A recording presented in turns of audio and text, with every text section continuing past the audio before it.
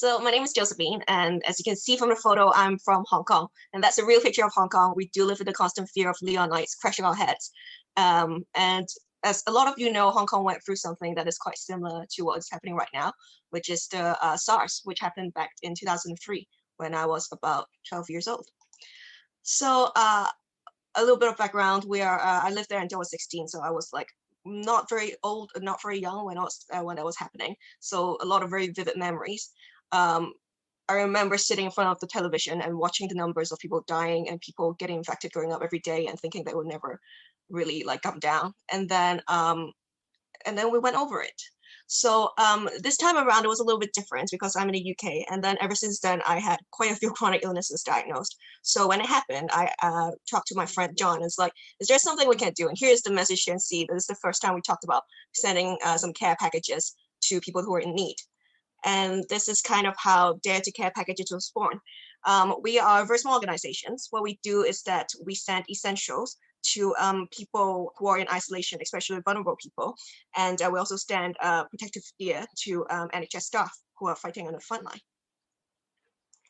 Yeah, so as you know, there's about like 1.5 million people in UK who are actually vulnerable right now. And that's just a tally of people who are like older and people who have like very much like immunocompromised positions. But there are so many more people who actually are in need, people who are migrants or people who are refugees, people who don't necessarily have access to the system. And these are people we're really trying to help.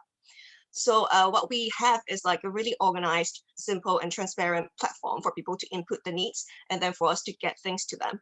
People can self-nominate and people can also nominate someone, your neighbor, your loved ones, and then we try to get these packages to them. So maybe a little bit about what is in the bag. So every bag has three components. First of all, it's got like something to eat. It has about a week of food supplies. And then secondly, it's got something useful. So something for cleaning, soaps, shampoo. And then the most important of all is something nice. So like a handwritten note from a volunteer, designed bags by the volunteer, and also chocolates, tea, coffee. It's nice. So right now we have delivered hundreds of bags to different places. So we worked closely with care homes, we've delivered them to migrants, organization, and then just individuals who are in need who has reached out to us, we have delivered with a network of volunteers. And we have tested all the system now and we're scaling up pretty quickly. So the other thing that we are in a very unique position to do is to redirect PPE. So we have to redirect about 2,000 pieces. The reason is because we're Chinese, and then like there's a lot of Chinese nationals who actually purchased this PPE to be donated when Wuhan was in quarantine. And now they really want to donate to NHS, but because of like language barrier and all these things, they don't get to do it, and we're doing that with them. So the thing special about us, I guess, is that we're all a lot of us are social entrepreneurs, and we're able to use our connections to reach out to groups who are also social enterprise who don't usually do a lot of donations or are not like cash in like the bigger systems. So here you can see someone doing Vita Coco donating like a lot of coconut water.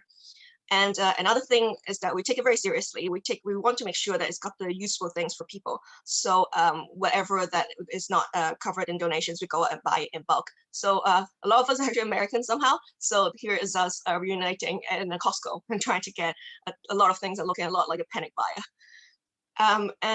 Something that we are pretty proud about is that we have like someone who is really tech minded. So everything is really organized. So on our site, there's like a real time request where you can see people requesting things. So for example, here you can see someone whose daughter is like immunocompromised, and we're able to get to them really quickly.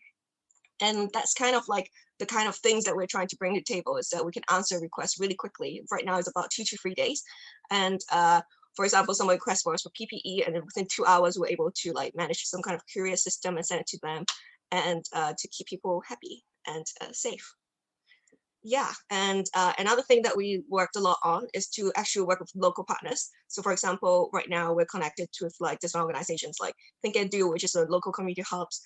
There's migrants organized, so we can reach refugees and migrants, and then Crossroads, which reach women in need, so that we can really target people that are in need. And we can do it in like a big mass. Here we are like delivering to like care home. Another thing that we take pretty seriously is the safety protocol. And so we work with doctors and we work with lawyers to make sure that everything is like safe and sanitized and we're not spreading virus. A funny story is that like on the left, you can see our delivery driver, he's has like this mask. And then actually one of the beneficiary was really scared because he was wearing like a hazmat. But then we still managed to deliver it. And then one thing we take very seriously is the psychological impact of isolation. Well, the pictures is actually not showing, but all of the bags are, have a handwritten message from volunteers. The volunteers really like doing that because it feels like they're connecting with someone. On the left is a really sweet thank you note. Right now, one of the ways that we're trying to gain a bit of funding is that we have people, you can go on our website and send a card to anyone around the world and send them a little note about how they're doing. And it's got like these fun toilet paper and animal themed cards. Hopefully can help like a bit of small businesses to stay afloat. And I'm gonna do a really shameless plug here. We're doing a crowdfunder right now. If you have £5, every £5 that you donate means that we can get a week of supplies to someone in need. And we're able to do that so cheap because we can do a lot of donations from people. And then we also buy things in bulk. And yeah. This is just like a fun anecdote that I want to talk about. At the end of SARS, because back then I was a Candy's opera actress, like a teen actress. So I was invited to the airport to give like some sort of performance to celebrate the lift of the ban. And I remember being in all this makeup and the relief to see like an airport, having people again.